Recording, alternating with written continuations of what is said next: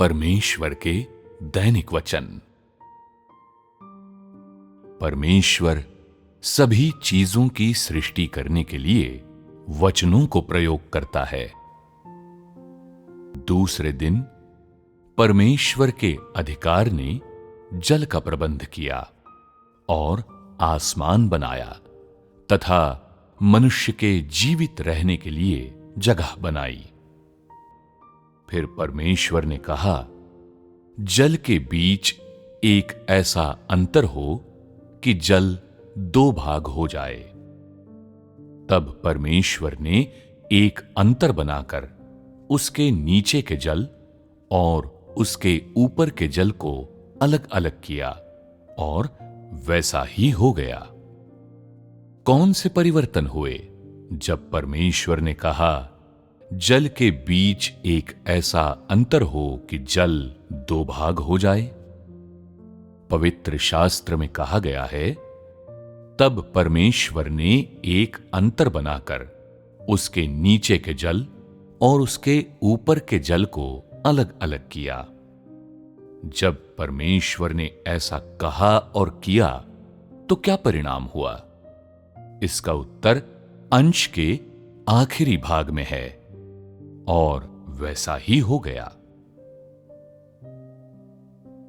इन दोनों छोटे वाक्यों में एक भव्य घटना दर्ज है और ये वाक्य एक अद्भुत दृश्य का वर्णन करते हैं। एक जबरदस्त उपक्रम जिसमें परमेश्वर ने जल को नियंत्रित किया और एक जगह बनाई जिसमें मनुष्य जीवित रह सके। इस तस्वीर में जल और आकाश परमेश्वर की आंखों के सामने तत्क्षण प्रकट होते हैं और वे परमेश्वर के वचनों के अधिकार द्वारा विभाजित हो जाते हैं और परमेश्वर द्वारा निर्धारित तरीके से ऊपर और नीचे के रूप में अलग हो जाते हैं। दूसरे शब्दों में, परमेश्वर द्वारा बनाए गए आकाश ने न केवल नीचे के जल को ढक लिया बल्कि ऊपर के जल को भी संभाला। इसमें मनुष्य कुछ नहीं कर सकता सिवाय टकटकी लगाकर देखने, भौचक्का होने और उसके अधिकार की शक्ति और उस दृश्य की भव्यता की तारीफ में ठिठक कर रह जाने के, जिसमें सृष्टिकर्ता ने जल को स्थानांतरित किया और उसे आज्ञा दी और आकाश को बनाया।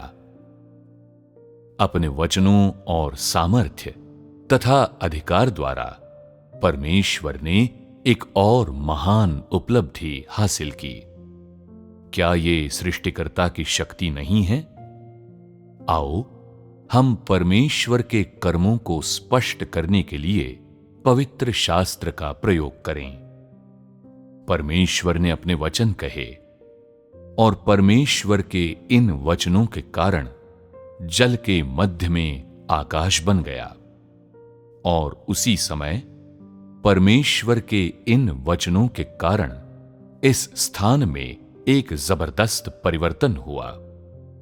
और ये कोई सामान्य अर्थों में परिवर्तन नहीं था बल्कि एक प्रकार का प्रतिस्थापन था जिसमें कुछ नहीं बदलकर कुछ बन गया। ये सृष्टिकर्ता के विचारों से उत्पन्न हुआ था और सृष्टिकर्ता द्वारा बोले गए वचनों के कारण कुछ नहीं से कुछ बन गया। और इतना ही नहीं, इस बिंदु से आगे ये सृष्टिकर्ता की खातिर अस्तित्व में रहेगा और स्थिर बना रहेगा और सृष्टिकर्ता के विचारों के अनुसार स्थानांतरित, परिवर्तित और नवीकृत होगा।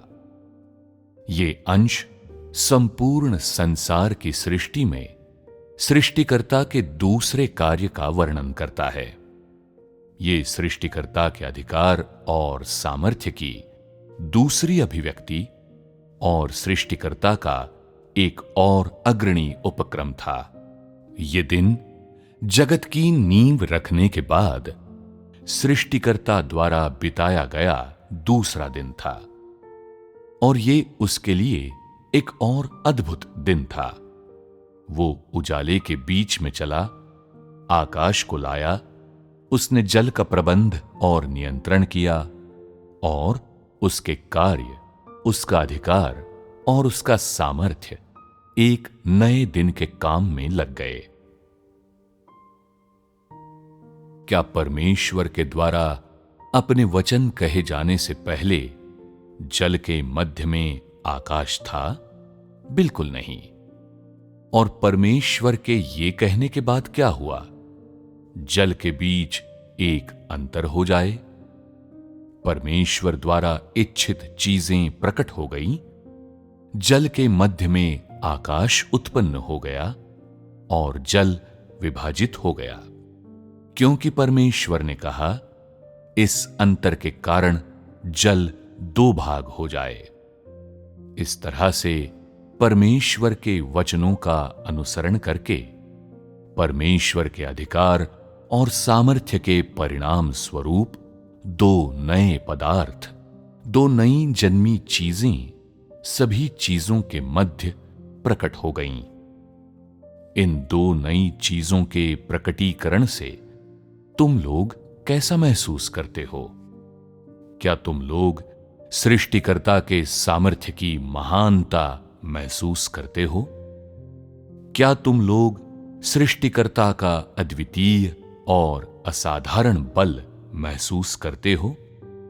इस बल और सामर्थ्य की महानता परमेश्वर के अधिकार के कारण है, और ये अधिकार स्वयं परमेश्वर का प्रतिनिधित्व करता है और स्वयं परमेश्वर की एक अद्वितीय विशेषता है। क्या ये अंश तुम लोगों को एक बार और परमेश्वर की अद्वितीयता का गहरा बोध कराता है? वास्तव में ये पर्याप्त से बहुत कम है।